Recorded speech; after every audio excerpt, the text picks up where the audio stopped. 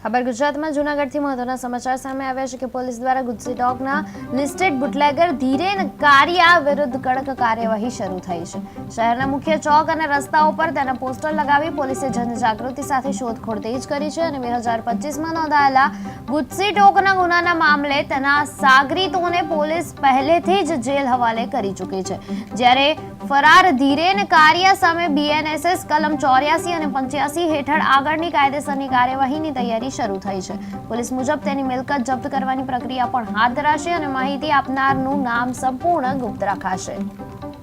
તમામ પ્રકારના ગુનાહિત કૃત્ય કરતી આ ટોળકી વિરુદ્ધ જૂનાગઢ શહેરના સી ડિવિઝન પોલીસ સ્ટેશનમાં એપ્રિલ 2025માં ગુસ્સી ટોકનો ગુનો દાખલ કરવામાં આવેલો।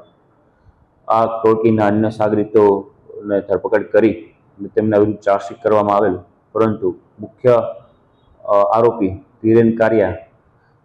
છેલ્લા ઘણા સમયથી નાસ્તો કરતો હોય તેના વિરુદ્ધ નામદાર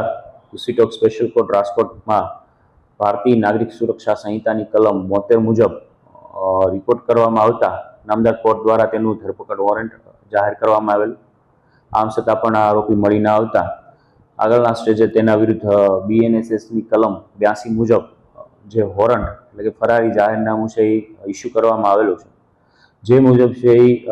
આ 84 મુજબના જે જાહેરનામા છે તેમાં 30 દિવસના સમયગાળા દરમિયાન જો આરોપી મળી ના આવે તો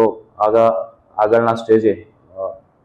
કલમ 85 મુજબનું જે પ્રોસિજર છે તે કરવામાં આવશે, જેમાં નામદાર કોર્ટમાં રિપોર્ટ કરી અને તેની જે પણ પ્રોપર્ટી છે તે સીઝ કરવાનો નામદાર કોર્ટ છે હુકમ કરી શકે છે। હાલ આ આરોપી વિરુદ્ધ બીએનએસએસના કલમ 84 મુજબના જે વોરંટ ઇસ્યુ થયેલા છે તે અંતર્ગત પોસ્ટરો બનાવી અને અલગ અલગ જગ્યાએ છે એની બોડી પ્રસિદ્ધિ થાય તે માટે પબ્લિશ કરવામાં આવેલા છે, જેનો વિગતવારનો રિપોર્ટ નામદાર કોર્ટમાં કરવામાં આવશે, જેથી કરી